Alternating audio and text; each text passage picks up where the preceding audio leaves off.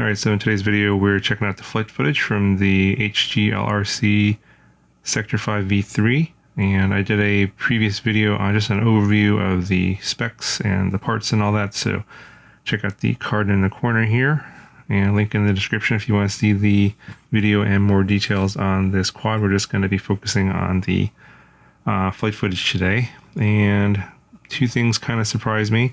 Well, one, this quad is pretty well built and flies pretty well, good tune, all that. You'll hear that in the flight demo as I narrate it. I will have a GPS video later on the setup of this. I didn't test that in this video. A number of you did request on a setup for this, so I will do that specifically for this quad. And it is actually like halfway set up. It's just that the switches and all that kind of stuff isn't turned on, and it's not. There's like a few more steps in me taken, so I'm going to cover how to basically take it from the halfway setup to a full setup so you can actually use it. And the GPS does work, and you can see that in your DJI goggles on the custom OSD. The second thing that kind of surprised me is this battery here. This is the Auline 1550 milliamp hour 4S, and I wasn't expecting a really great flight time on a 4S on this heavy setup here. And perhaps my Tattoo 1550s just kind of suck now because they're old, which is why you're not going to see a side-by-side comparison, because it just wouldn't be fair. This is a brand new battery, of course, and I'll put up the internal resistance numbers for this battery on the screen here. It's on that Toolkit RC charger, and I'll be using that on all my battery reviews. Pretty good. I mean, I thought the performance was fine, pretty good power. But the thing that really surprised me is the flight time. I kind of got distracted by flying this around. It was kind of fun just kind of playing around with this and just, enjoying the flying, right? Because, when you fly TGI, you just want to fly around and enjoy the scenery. And I totally lost track of my flight time. And I ran this battery all the way down to pretty much to like the maximum. So if you're looking, if you're wondering what the maximum flight time, you're going to see it in this video. So it was about 7 minutes on this battery. I wasn't expecting anywhere close to that. I thought, okay, I'll get like 4 minutes or whatever. That's pretty typical for a 1550, but this one gave me 7 minutes. So, I wasn't really pushing it too hard, but at the same time, I wasn't expecting anywhere near that kind of flight time. So if you're looking for a battery that's going to give you long flight time on this sort of a setup here, a 5-inch 4S setup, you definitely want to check out this battery. Anyway, here's my narrated flight. Links to all the stuff down in the description, and I'll talk to you guys in the next one.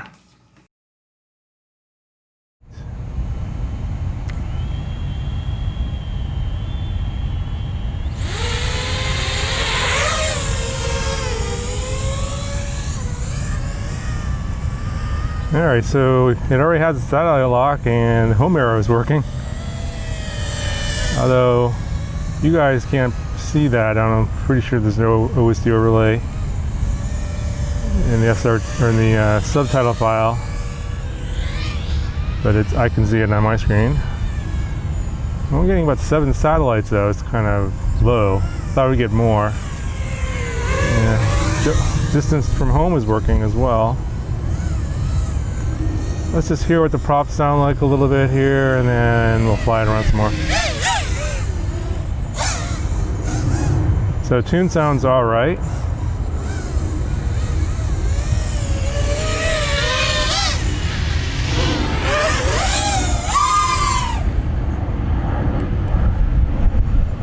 It's got pretty good power. So I'm testing out these new Auline 1550 milliamp hour LiPos.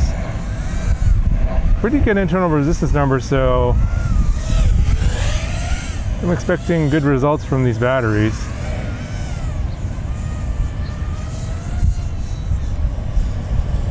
I'm flying under the 50 megabits mode. We're probably going to be showing you the onboard DVR footage. It's kind of windy right now.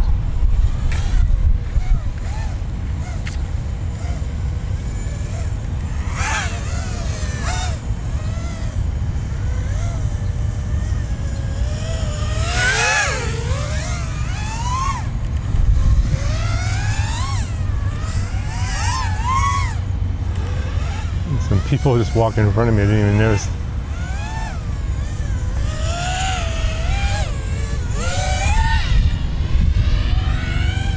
Alright, 15.2 volts.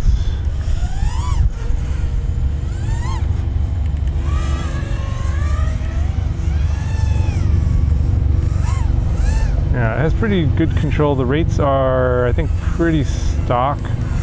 Well, needs a little more expo for my taste. Alright, I'm just gonna fly it around. I got crossfire here. GPS rescue isn't enabled, so it won't recover me if I lose signal, but I wish the DJI OSD would show the crossfire RSI. I don't think it's set up here. All I have is the goggle RSSI. But I should have no problems going pretty far. It's quite windy right now. It's a little bit of shaking in the video, but it's really not that bad.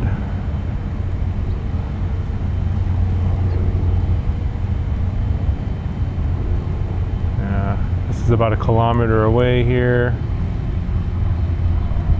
And no problems with the signal. Still a little under, like 40 some megabits here at this distance, 700 milliwatts. And my antennas are behind me now, so my signal's kind of dropped a little bit, but the image still looks pretty good.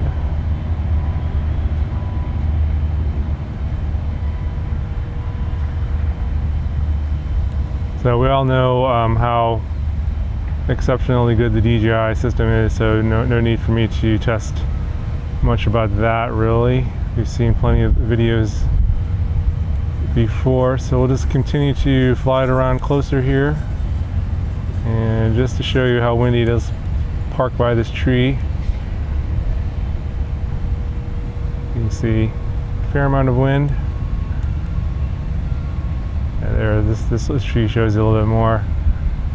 And you can see not a lot of shaking in the video, pretty stable. Pretty stable. So they did a good job tuning this one. There are some gardeners over there. I'm not sure where they're working, so I'm not going to go too crazy around here.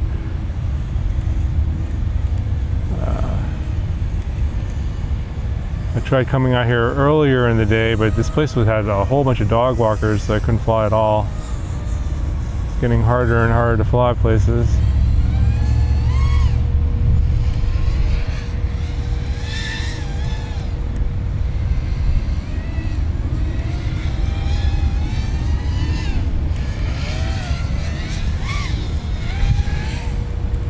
Yeah, I like flying like around trees and stuff, because with DJI you'd have no issues with a typical analog breakup. Everything's crystal clear because I'm not too far away.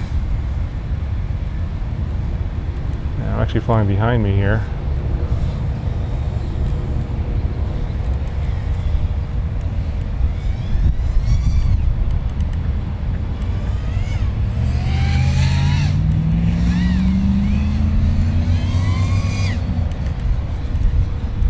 Yeah, this is a nice flyer. I should throw a GoPro on here or run cam, but this DJI footage is going to be pretty decent. I'll super view it. Of course, I'm flying in 4.3 mode.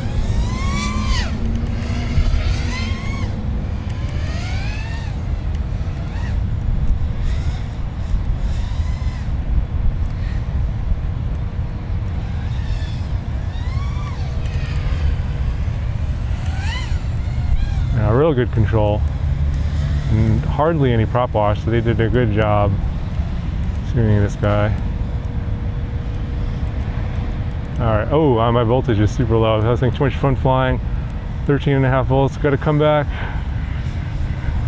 I over discharged this battery, but wow, I'm getting like 6 minutes of flight time on this 1550. That's crazy, but I totally drained it.